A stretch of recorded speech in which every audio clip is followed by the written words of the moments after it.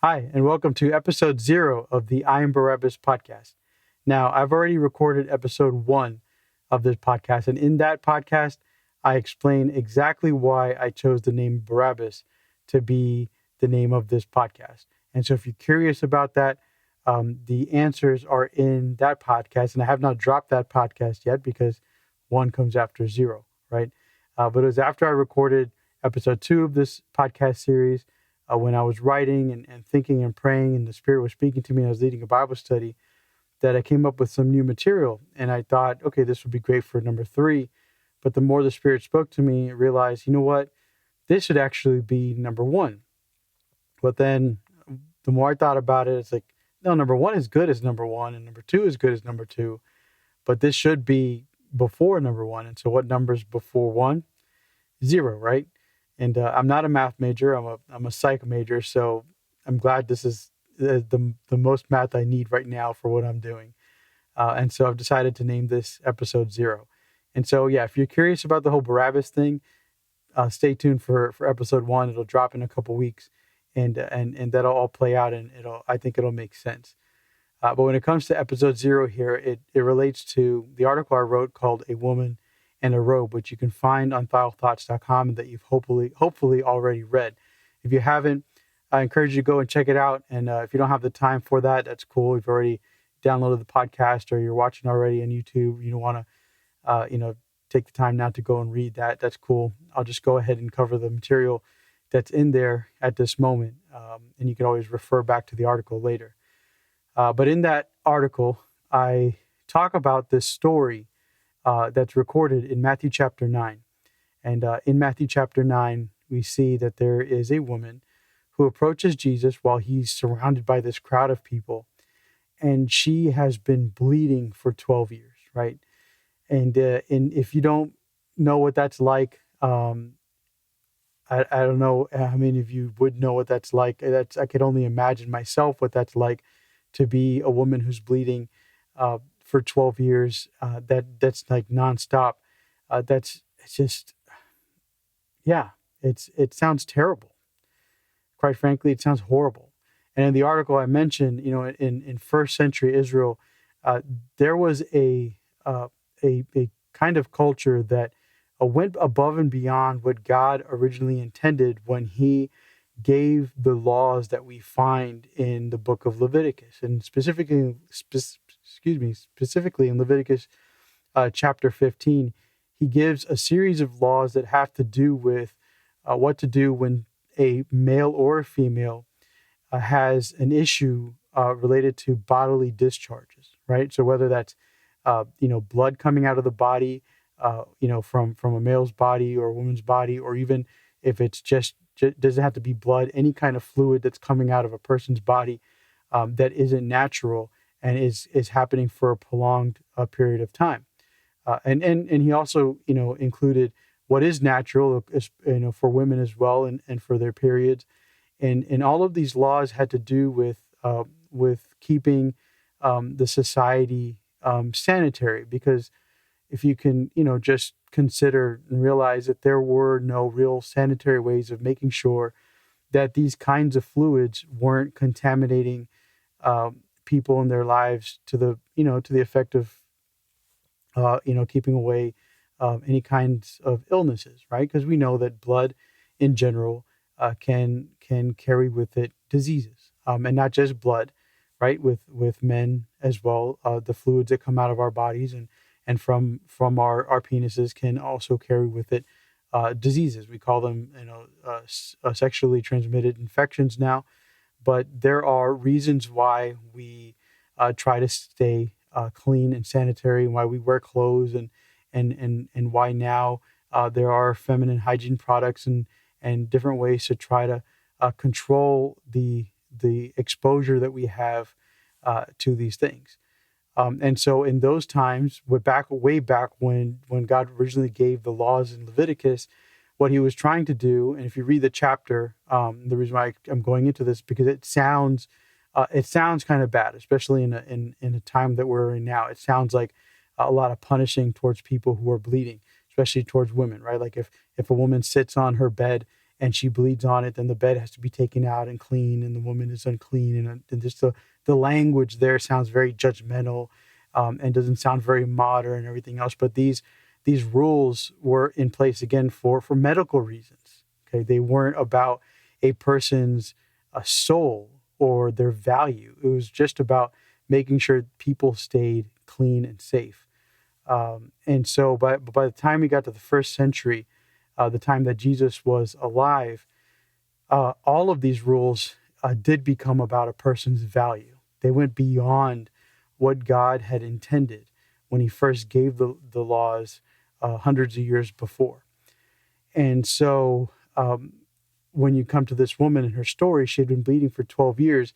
It's very easy to assume. It's very easy to know. And you can read people like Alfred Edersheim, who was a 19th century Hebrew biblical scholar, and then more modern people like Barney Kasdan, who will describe, the culture at that time and how they would sadly isolate a woman like this who was bleeding for 12 years and make her a sort of pariah and say, yeah, you're bleeding and you're contaminating everything around us, and there's no way to stop this. And in fact, in Mark's gospel and Luke's gospel, they both tell us that she suffered a lot and suffered at the hands of doctors.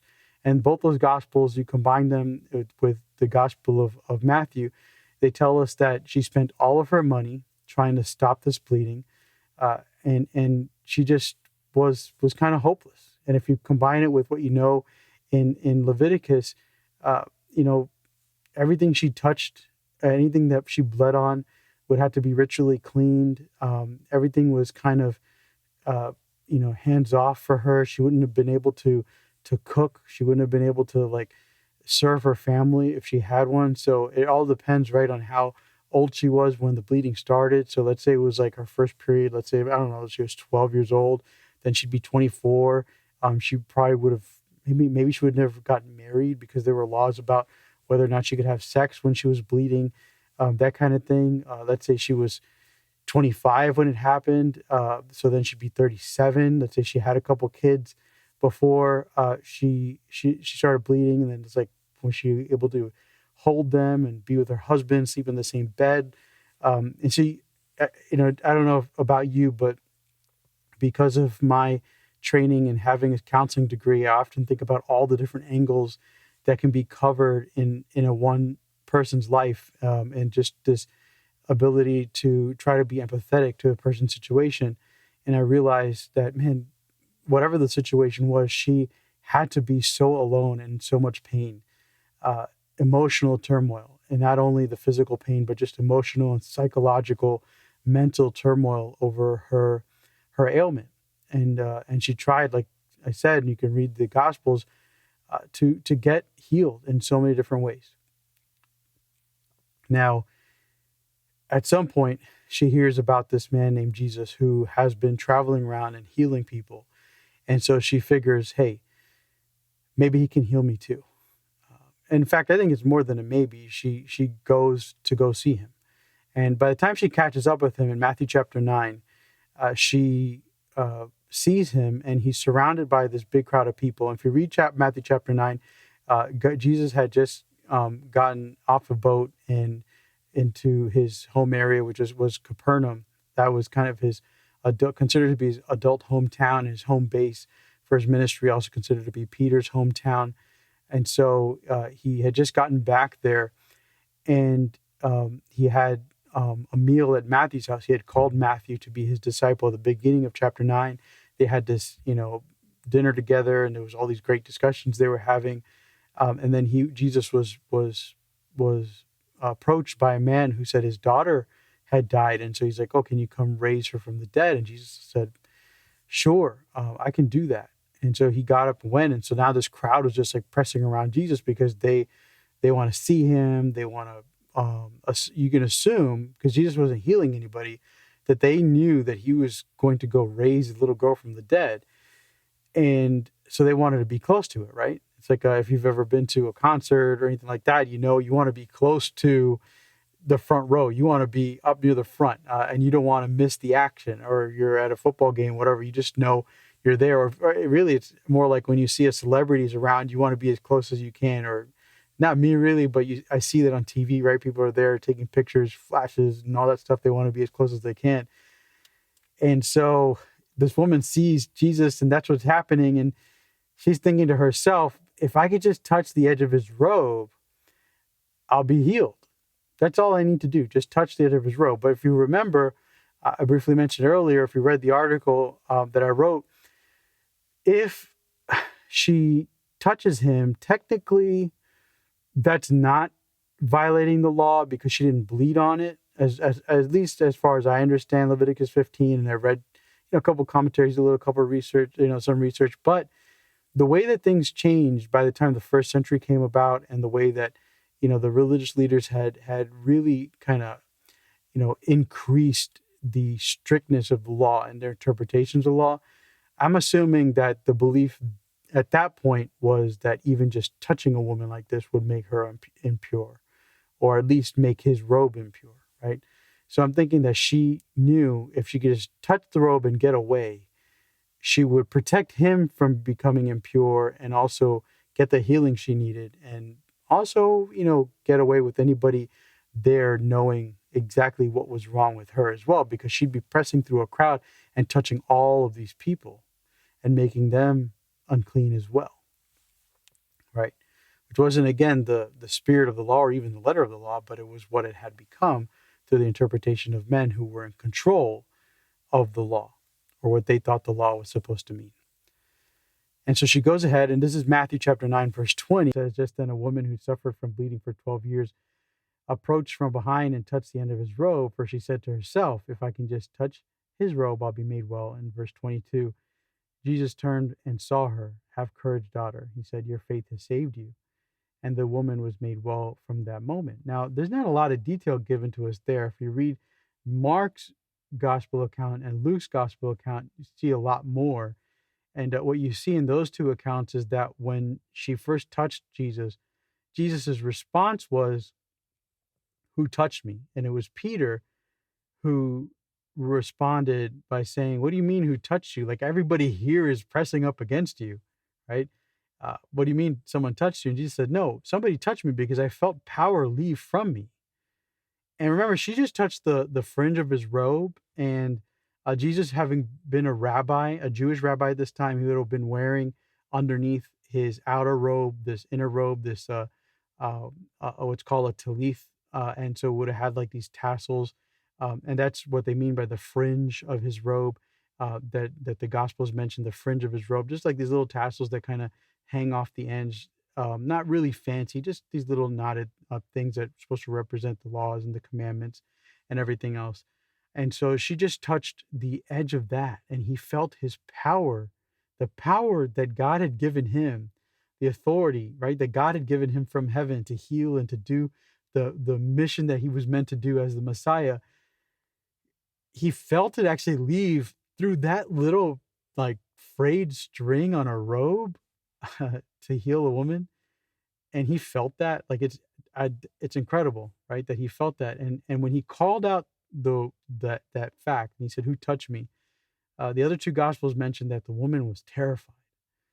Because again, she felt like she got caught, right? Like, oh man, I got caught. I just did something that made him unclean, and everybody else finds out. Oh man, this is big trouble. But to, I'm sure, her amazement, as a rabbi, he doesn't say, you touched me and you were unclean, you were bleeding. What did you do that for? Now we've all got to go to the temple and become, ritually clean again, and, rinse off in water and all this stuff. No, he just looked at her, and he calls her daughter in the other gospels. And he tells her to have courage, and that her faith has saved her, and he sends her on her way. Now, it seems like that's the end of the story, right? But there's actually a lot more to her story, a lot more to her story. And here's where I've been learning more about Jesus and about the faith that he authored and perfected. I mentioned that in the article. And this is really important. This is why this is episode 0. because this past year has been tough on everybody I know, and there's been so much heartache, so much loss. I know a lot of people want to act like it hasn't been that bad. And for some people, I know it maybe it hasn't been. Some people have made money this year. They've been working and then they qualify for stimulus money. Maybe they go out and they've been working out too. And so maybe this year hasn't even been that tough on some people. And I get that. But a lot of people have lost friends and family. A lot of people have grieved. There's a lot of people have gotten sick and suffered a lot of loss. Even though they didn't lose lives, they suffered in other ways. A lot of people lost friends and lost close friendships because of the politics and some of the things that have been going on in the country at large has gone into the church as well. And so it's been very difficult. I've seen that happen on social media. I've seen that happen in friends in their lives, and I've experienced that in my life as well. And so it's been difficult. And I mentioned in the article, if there's one way that I would describe this year, I wouldn't describe it by any of those things though. I would, with my perspective, I would describe it as a year of rediscovering the faith that Jesus authored and perfected. And this story for me is an example of that, because when I look at this story, I used to think that this was the end of that, because that's what I was always taught, that this was it, because the main focus on this story was on what Jesus was about to do, and that was go raise a little girl who had died. And that's important. He goes and he does that. That's an amazing miracle to raise anybody from the dead. In fact, I've learned so much more about Lazarus's resurrection in the last couple of weeks that it's amazing to me, and it's really helped me grow also as a counselor in the idea of ministry. But this woman's story doesn't actually end here. And so where does it continue? Well, it's in Matthew 14.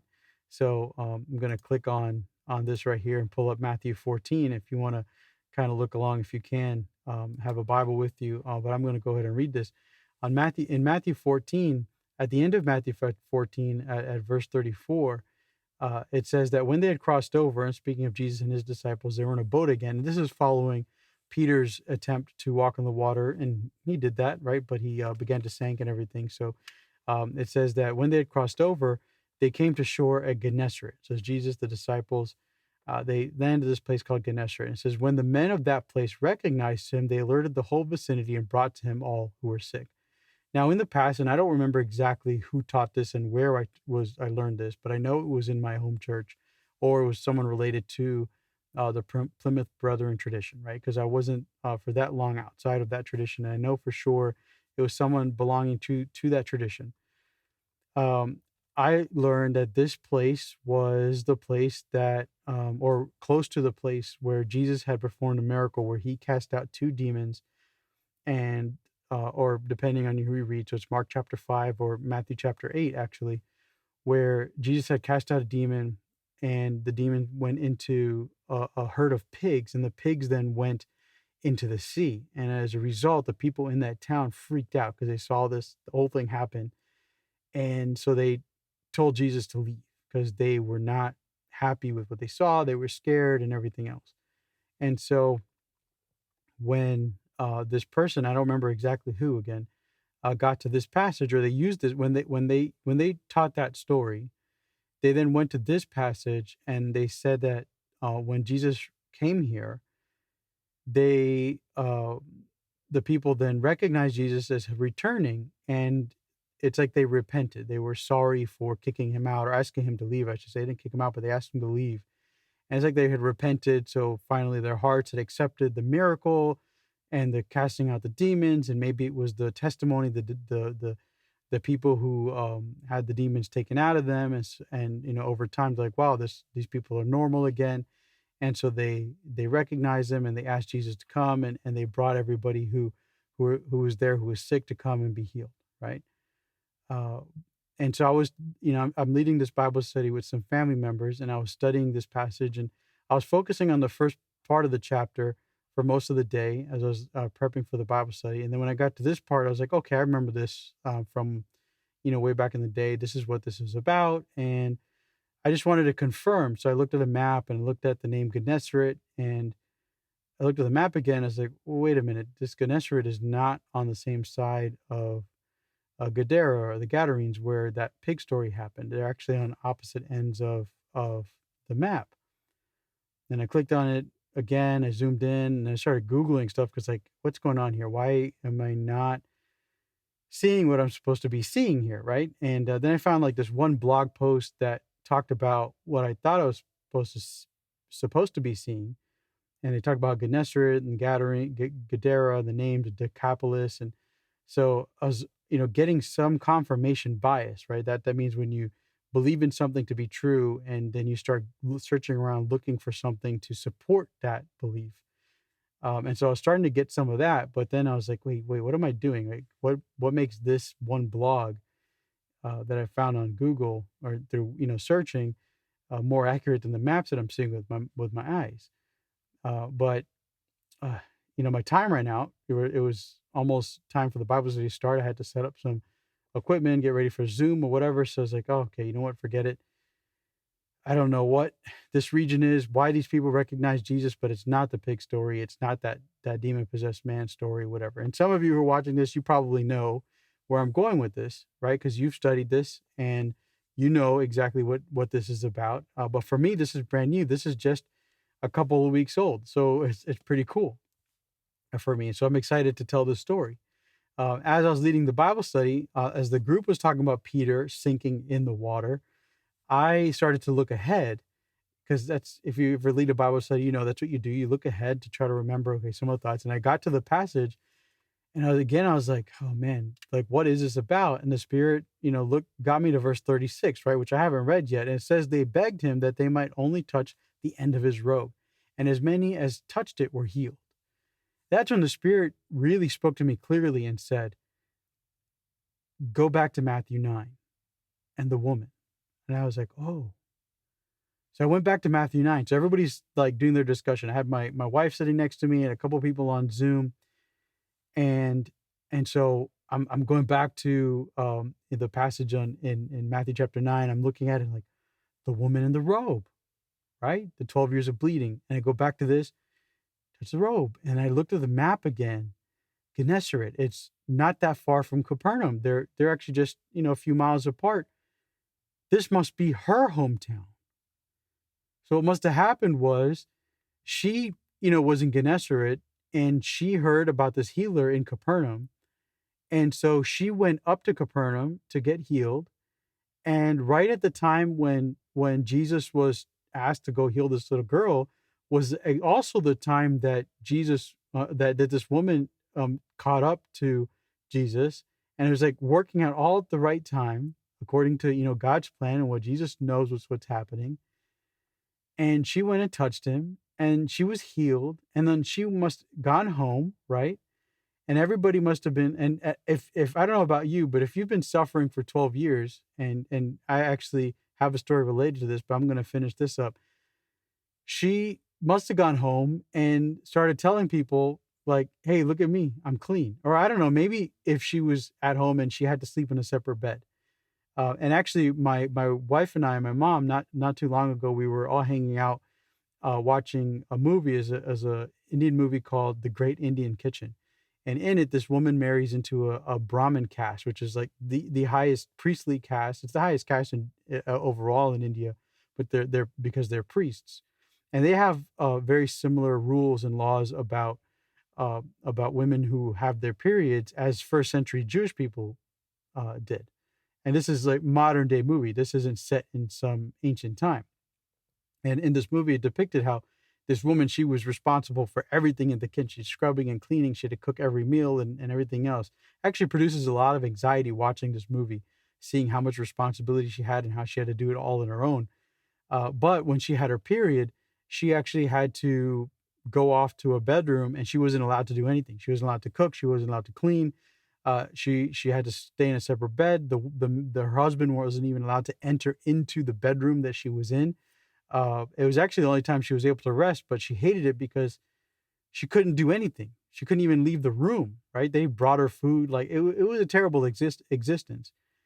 And I could imagine, like, if that was her existence for 12 years, what would be the first thing you do when you got home? Like, if let's say this woman didn't have a separate room, right? Because that's a luxury. In this movie, it was a luxury because these people were wealthy.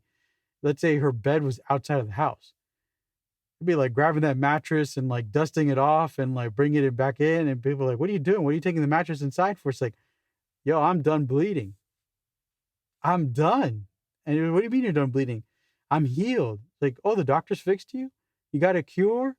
Like, no, I didn't get a cure. There wasn't no doctor.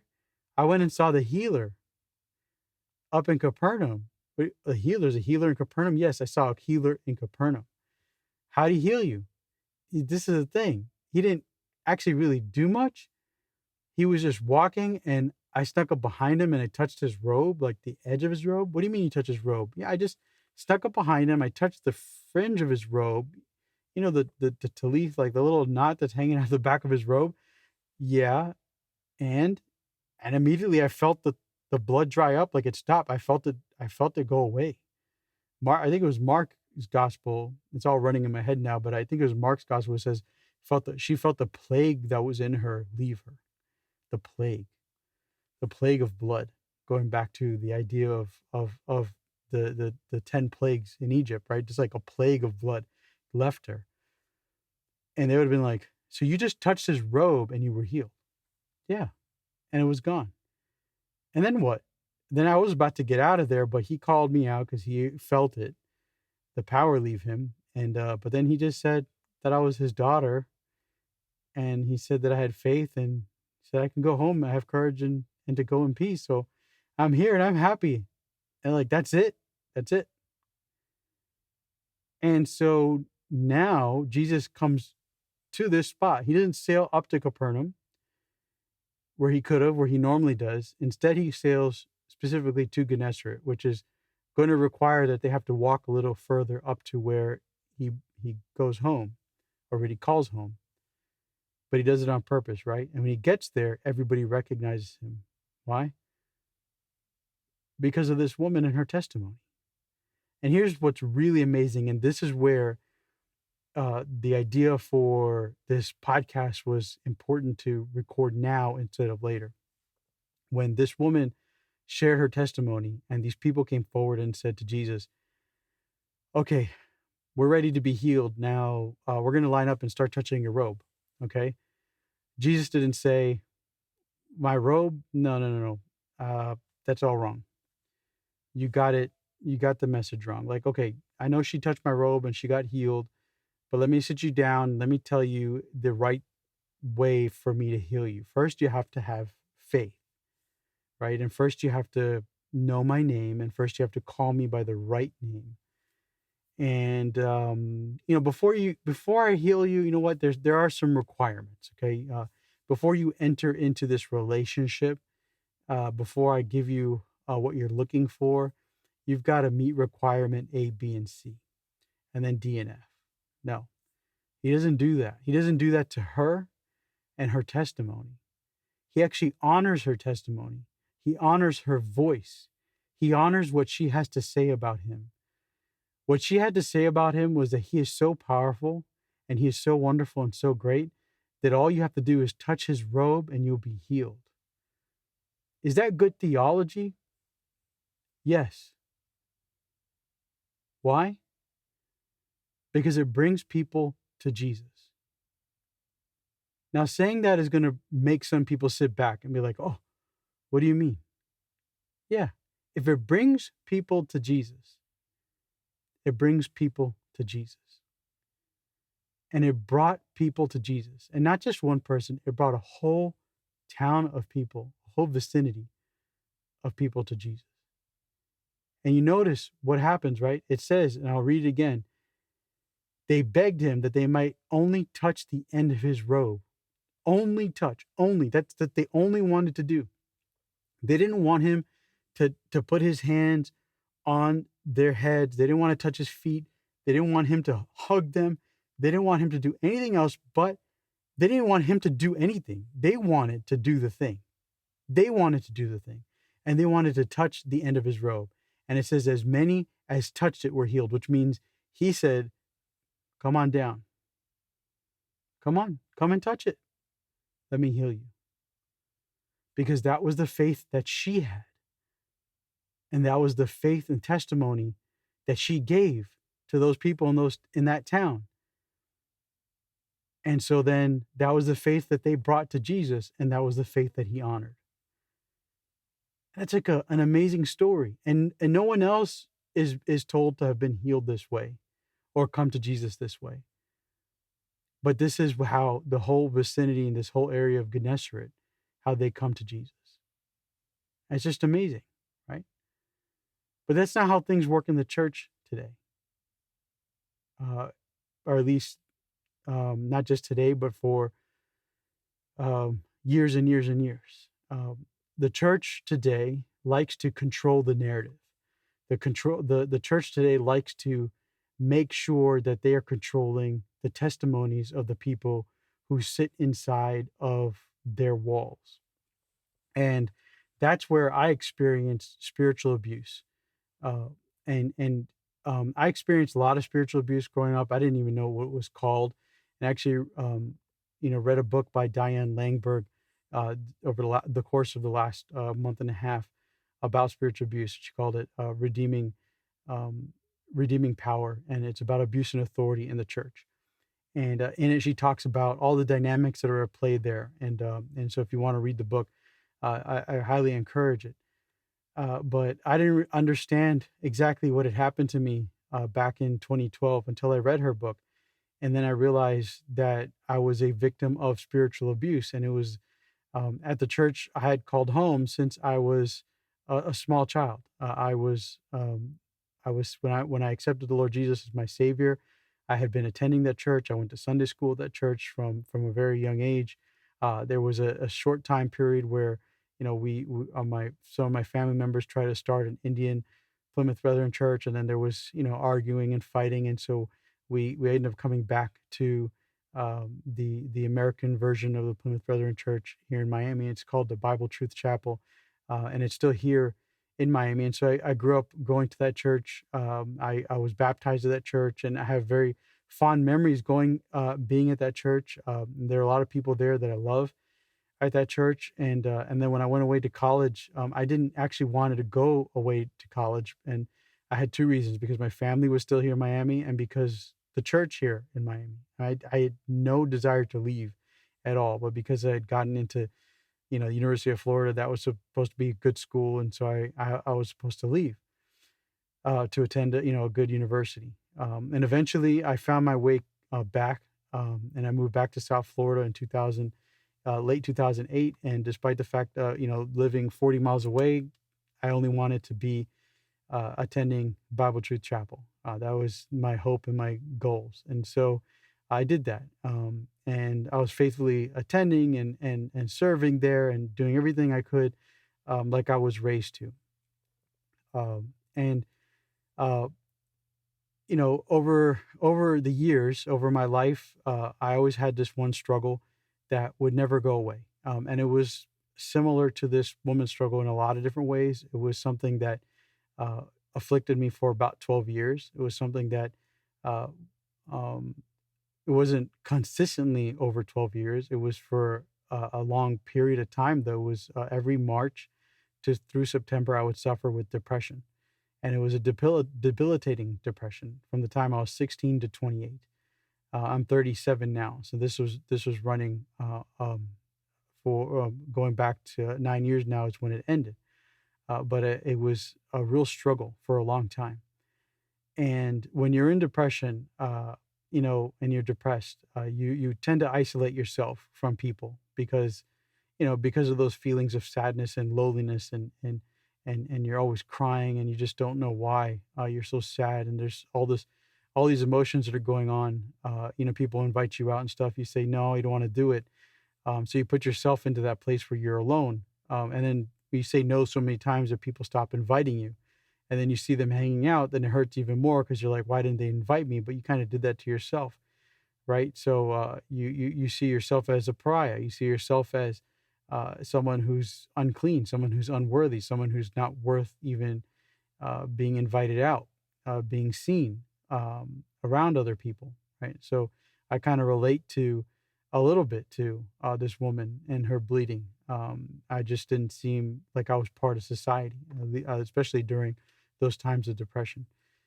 Unlike her, though, I would get some relief because, the depression would lift at some point and then I would be good for another 6 months, but then it would come back. And so struggling and struggling. And then in 2010, I started to get my master's degree in psychology, and I started to learn a lot more about depression, and I was working with people and I was getting counseling and I was counseling, and um, the cycles would keep coming back and I was being prayed for and everything else. And uh, the more I talk to professors and everything, it's like, it doesn't seem like, and I see therapists, it's like, it's not like it's a biological thing where you need medication. We don't think it's, and there was one wise person who said, I just think it really is something spiritual, but they didn't really know how to help with that. And so I was talking to a cousin of mine who had been fasting or learning more about fasting. And so she told me about this book in particular about fasting. I had never tried fasting before in my life and didn't really know much about fasting. As far as I knew about fasting was that it's kind of an old thing that you don't do, right? You don't sew on old patches to new garments, that kind of thing. So we don't fast. At least that's how I always understood fasting from the Plymouth Brethren tradition. And if I got that wrong, hey, that's what I remember learning in that tradition, that church. That's what I remembered. And so I didn't really know much about it. And I thought it was 2012, and I'm almost done. I'm wrapping up my master's this spring. It was about early March, and I was at Barnes and Noble, and I really felt the depression coming on. It's strange. I don't know if any of you can relate to that. You can just feel it coming, and you don't know what to do, how to stop it. It's like this train that's just coming forward, and your foot's stuck in the tracks, and you really just see the light coming. It's getting brighter and brighter, but it's not light that you want to welcome into your life, because it's once it hits you, boom, it's darkness. And so I was just walking around Barnes and Noble. I was supposed to be studying, but couldn't focus. And I saw the book on fasting that my cousin had mentioned, and I didn't have like much money in my bank account, but it was, I was like, you know what, I'm gonna buy it. And so I bought it and went home. I started to read it, and he talked about something about these spiritual battles and a 40-day fast and something called a Daniel fast, which I didn't know anything about. And it's like, oh, vegetables, fruit, water, that kind of thing. So I was like, okay, I'm gonna give it a try, right? And so I did that. And during that fast, it's incredible what happens when you're fasting from food, because I've tried other fasts since then. Or you fast from technology or fast from TV, that kind of thing. And man, it's so different because when you fast from TV, you end up reading books. You don't necessarily pray more. You don't necessarily fall on your knees and read the word and just speak to God and hear him more. You don't really do that. But when you fast from food, even if you're just fasting from certain foods and you're doing like a Daniel kind of fast, uh, it hits you different because your body is really it, man. When you can't have like you can only have vegetables and fruits and water, and you want to go to McDonald's or you want to hit Burger King up, and your body's just like hitting those cravings, or you just want like peanut butter and bread, and you can't. And the best thing you can do is getting on your knees and pray. It's something else. And when that was going on for 40 days, I can tell you that because I look back on my journal, I was journaling the whole time. The first, I don't know, 5, 6 days, I was crying like a baby. I was complaining. I was just like, oh God, like save me from this and stop this pain and that pain. There were so many hurts, right? And I've been through a lot of stuff. Uh, my dad was an alcoholic and a drug abuser, and he was a predator of children, and he did a lot of terrible things in throughout his lifetime. And then he died in 2003. So now we're talking about 2012. So there's just like so much pain and so much hurt in my lifetime, and there was suicidal thoughts, and so I'm not just writing about things that aren't that dark. There's some really dark things there, but I'm looking back on it, I was like, I sounded so whiny. But after about day 6 or day 7, the tone of the writing changed. Now I wasn't really complaining at all. I was worshiping. And by the time we get to day 40, I mean, talk about depression. There was no depression. I was so full of joy and light. And I think back on those times, I was so happy. And I can testify to you right now, it is 2012. Well, that was 2012. Right now it's, 2021. I haven't had a moment of depression since then, not even like remotely. The only time I ever get sad now is when I commit sin. And I'm sad and I mourn because I commit sin. And I look to God and I'm like, man, what did I do that for? That like grieves me. Or if I watch like certain episodes of The Fresh Prince of Bel-Air, like the one where his dad comes back and he's like, "Why you don't want me, man?" Like that hurts sometimes too. But other than that, like I don't get depressed at all. I want to say this, like I'm not saying that fasting is like a cure-all for depression. I mentioned earlier, right, that I talked to therapists and professors, and the medication wasn't the route for me, and the therapy wasn't really like the stuff I need. They through their wisdom, they discerned like, this, there was a spiritual aspect here. And the fasting, and you look at Isaiah 58, the fasting was the way to remove some of those yokes and to break some of those chains that I was bound to, that was linked to the depression. Okay, it was there was a spiritual cause there. And that's why the fasting worked specifically for me in that case. Okay, so I don't want to make it sound like all you need to do is fast and pray and your depression will go away. I'm a mental health professional. That's not the point of the story here. The point of the story is, and the testimony is, that when we have spiritual afflictions that can manifest in a lot of different ways. It can look like depression. It can look like anxiety. It can look like, certain mental health disorders, but it can look like other things as well. It doesn't have to be just that. Fasting is the way that God can reveal those things to us and break those bonds, because when you fast and you pray, you get to this place of worship and this place of just enjoying his light. Now, at the time, I was ministering at the church a lot. I was at this Plymouth Brethren Church, Bible Truth Chapel, and I was preaching on Sunday mornings and Sunday nights, and I was doing Wednesday night Bible studies. And sometimes I'd open up the bulletin and I would see my name on there 4-5 times, and I'd be like, "Whoa, I've got a lot of studying to do this month," right? Because they were using me a lot. And so after the fast was over, I was like, you know what? At the time, to make it easier, I was just going through First Corinthians, because I was speaking so many times. Like, you know what? I'm just going to do First Corinthians, and I decided, you know what? I'm going to depart from First Corinthians this time. I'm gonna do fasting and talk about fasting, because, like I said, Plymouth Brethren Church, we didn't really talk about fasting. So I spoke about fasting, and I was very careful about it, because I know the tradition. I know that if you speak on something new, you can get walloped, right? Because these people know the scriptures really well. The way that we do our teaching. If you're not familiar with the tradition, I keep calling it tradition because there's no formal denomination. There's no board. There's no setup where it's not like the Southern Baptists or Presbyterians, stuff like that. It's independently run churches that are based on traditions, and so different churches will look different. Some churches have the Lord's Supper at 9:30 on Sunday morning. Some have it at 6 o'clock at night on a Sunday, like where they have their freedom to do that kind of thing. And so I'm very familiar with all that. So I was very careful to go through Isaiah 58 and Matthew chapter 6, and to cover all of my bases back then. And so I delivered that message, and I gave a testimony, just like I just told now, about how God can use fasting, and how it's important actually for even New Testament believers to practice fasting when it's appropriate. And so I felt it went well, and I was encouraged by some of most of the responses afterwards. And we're not talking about a lot of people. I don't know, maybe 30, 40 people, maybe less, 25, maybe more, 55. I don't know. This is 9 years ago. But afterwards, I was asked by the elders to, meet with them. So I said, okay. And this is rare. That never happens unless someone needs to tell me that someone doesn't like the fact that I wasn't wearing a necktie. And that was always just a big joke, right? The elder would say, hey, so-and-so, or not so-and-so, somebody's telling me that you should wear a necktie. And so I'm telling you that so I can tell them that I told you. And I would just laugh and be like, okay, you told me. Great. So I never had to really wear a necktie, right?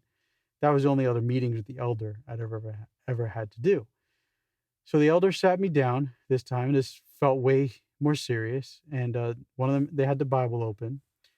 proceeded to tell me how my message about fasting was wrong.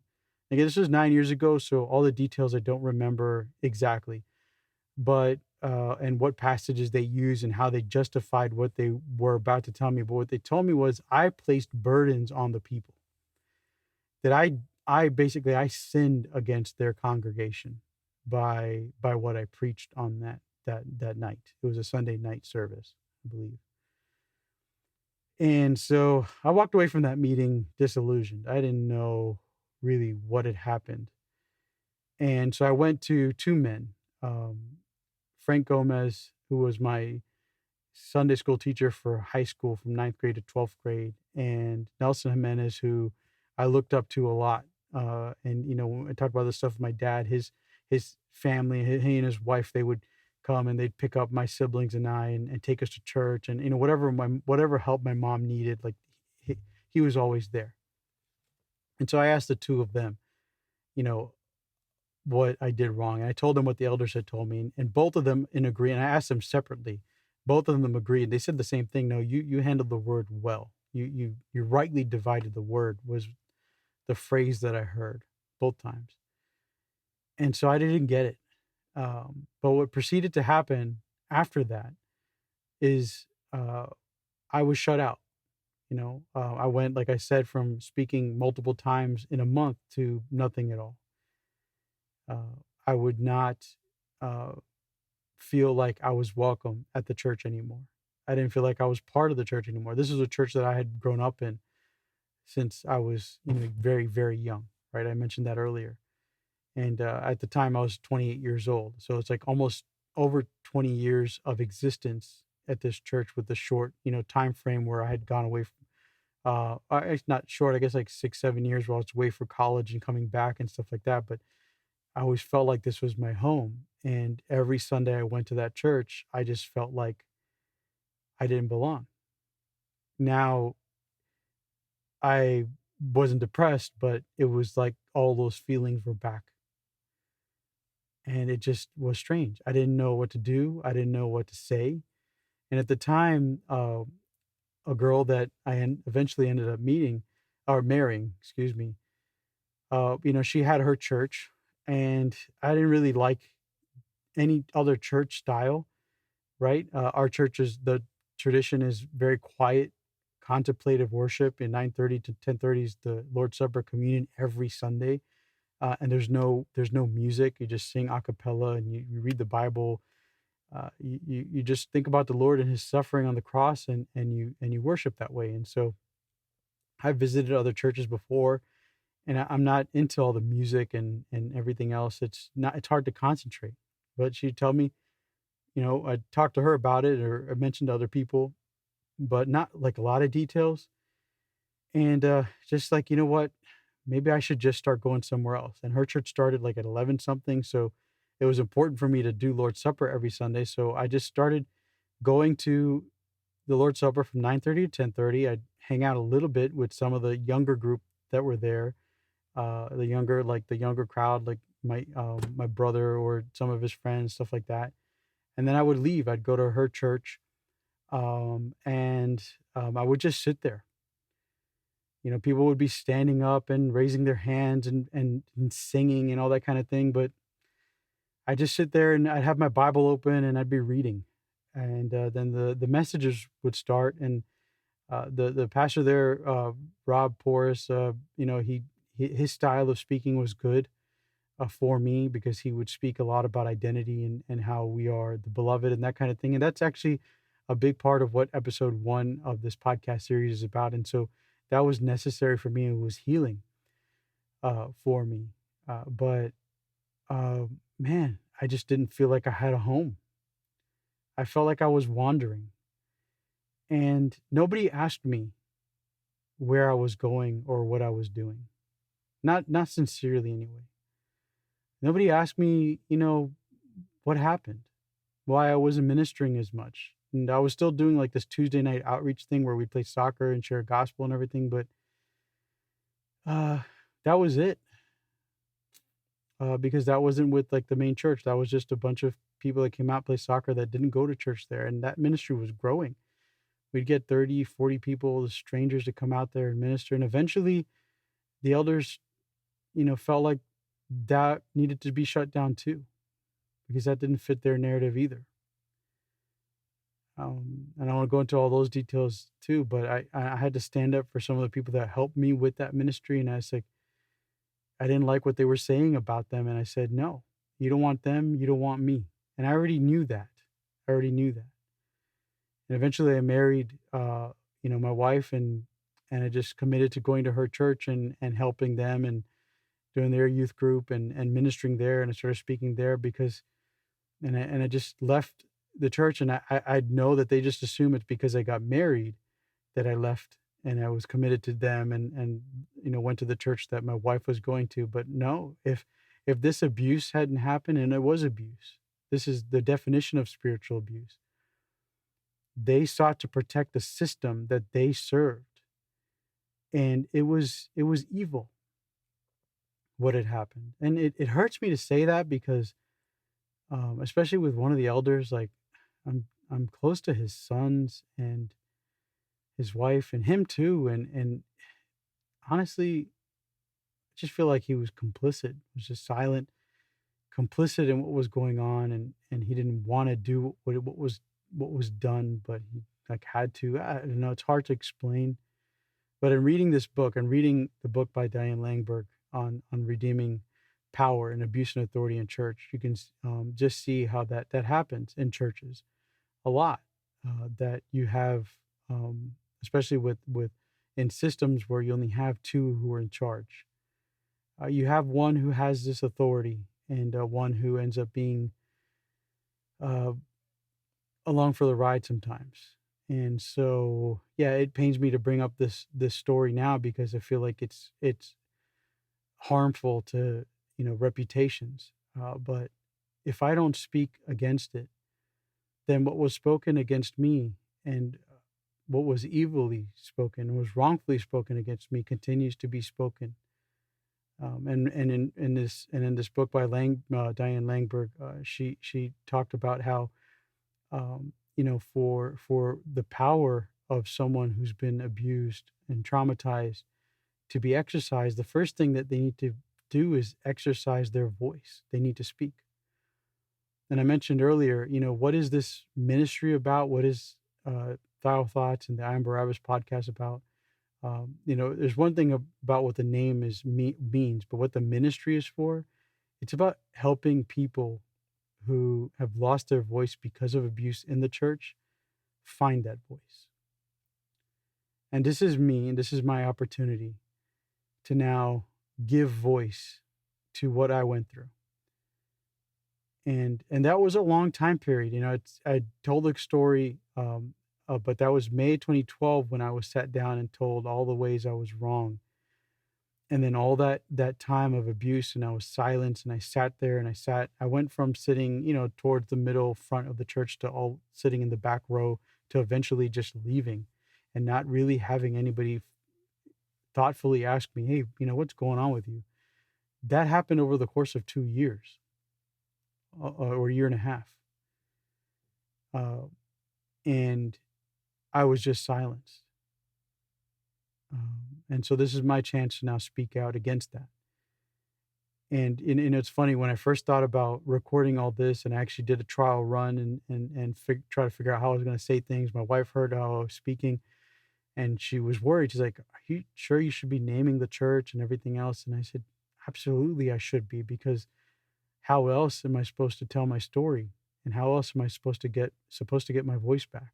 And how else am I supposed to be an example to the people that I'm going to serve and minister to? Because that's how we overcome the trauma that we've been through. And that's that's the first step. And to do it in a safe space. And for me, I've done it in the safe spaces, and now I'm doing it out in the open because I'm not afraid. And actually, after I had done that trial run that night, I had a dream.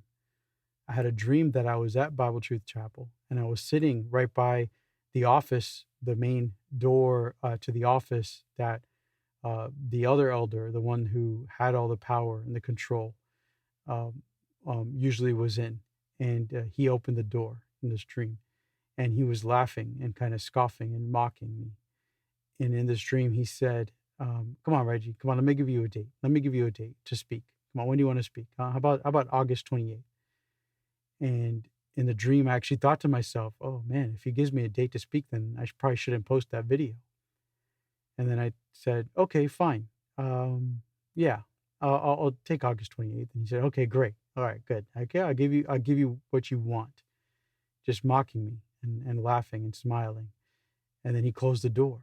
And then I walked away, and then I walked into the sanctuary, and there was a service going on, but it was really weird because everybody was standing, and there were all the women, a lot of the women were in the back, and the women were trying to be heard. The women were trying to be heard in the church. They were trying to minister. They were trying to speak about God, but there were a lot of men and a couple women women in the front who were hissing at them and pointing backwards and telling them to be quiet.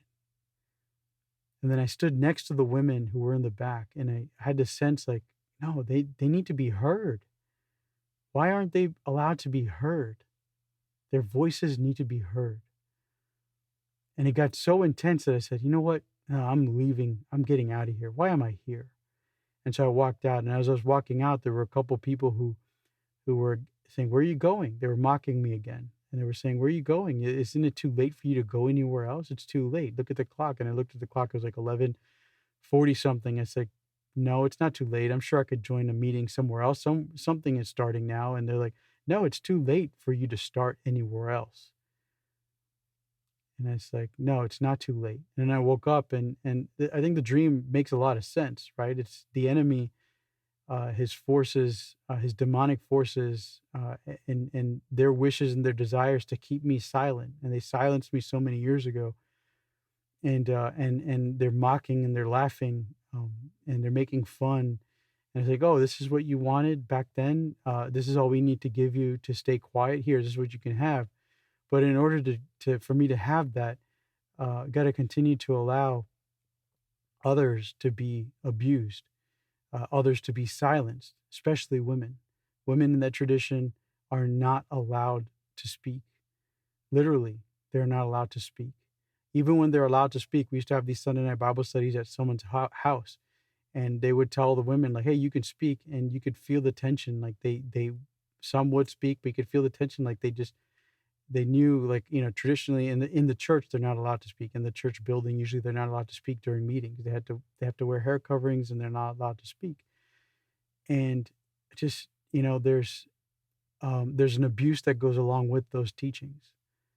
And you know what? It's time for the women in that church, ladies, sisters, with all appropriateness, for you to start speaking, for you to start ministering. It's time for you to stand up and to be heard. And again, I said, with all appropriateness, you mean so much to me.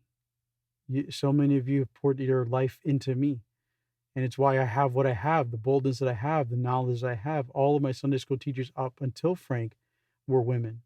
Everything I know about Scripture, that I can remember, that's good, comes from women. The story about Gennesaret earlier was definitely a man who mistaught me. There's like so many good memories that I have that speak through me from women, and it's time for you to start ministering and to have a voice again. And this is what I want to do with Thayil Thoughts, and this is what I want to do with this ministry that I want to do with my wife. We want to start having people come to our home. We want to start praying for people who have been abused by the church, people that have been silenced by their church leaders, who have been told, no, you can't speak anymore. You can't talk. You're not worthy. Your testimony is wrong, right? Because that happened to me. And we can see in this passage here, Jesus didn't do that. He never did that. Whenever somebody spoke about him, as long as it came and it was about him and it brought them to Jesus, he didn't change their testimony. He didn't silence them. He said, bring it on. He said, bring it on. And so we want to set captives free. We want to set the people who have been abused free. And so that is why this episode is dropping first as episode 0, so that I could share the testimony, I can wrap it up and show it with you in Scripture, and to show you how Jesus is different from your church, how Jesus is different from your church leaders. And you know what? It's not just like the spiritual abuse, it's the physical abuse, it's the sexual abuse. There are churches that allow their pastors and their youth pastors to sexually abuse their children. And then when people come forward and they start reporting things, they tell them to shut up and to be quiet. Those are testimonies that are also being silenced. And that's evil. It's straight up evil. And that also happens in the Plymouth Brethren tradition. And it happens in the big denominations. It happens in the Southern Baptist churches. It happens in the non-denominational churches. I've been working for 9 years as a professor, and I've had a number of students come to me privately and say, Professor, I know this girl who was sexually abused in the church. What do we do? I say, we gotta go forward and we've got to report it. You got to call the police. We have to make a report. Oh, but Professor, if I do that, then the pastor's going to get in trouble. They're going to get arrested, or the youth pastor, or whatever. I said, this is the law. You have to do that. What is the name? They don't want to give you the name, and then they go forward and they don't do it. Oh man, and it breaks my heart. Then they tell me later, yeah, we handle it to the church. Like, what is handling the church? Well, they're disciplining the guys. Like, what, did they call the police? No. Why? Because the church always protects itself. It always protects the system. And at some point, we have to realize the church is not the community that God intended for us to be. It's just a system of rules. It's a building that's protected, and it's protecting its money into 12. And so, yeah, you know what? It's time for us to break free from that and to find the faith that Jesus authored. To find that faith. But first, you know what? There's a lot of healing that needs to happen. A lot of healing. So I want to hear from you. I want you to reach out. I'm going to have that contact page up there. If you've been abused by your church and your leaders, I want to hear from you. I want to pray for you. I want to cry with you. I just want to listen to you. And by no means am I going to fix you. I'm not a fixer. I'm not a healer, but our God is. And there's a good chance that there's things that I can't do much with, that I might have to say, like, hey, I know someone who's a counselor that can help you a little better than I can with this issue. But the starting point is going to be reaching out to me and letting me at least hear your story, and letting me, just pray over you, and to, again, sit with you and listen to you, and learning from you and learning about your story, and what you went through, so that you don't have to be alone anymore. You don't have to sit in your silence. For me, it was 9 years. Even my wife doesn't, she knows this story, but she hasn't heard me frame it this way with this detail, because I always kept it to myself. And so don't let it go on for 9 years. And some of you, it might have been longer. It might be longer than this 9 years. But you know what? It's time to speak up. It's time to open up. It's time to let somebody know. And I'm more than willing and happy to be the first one.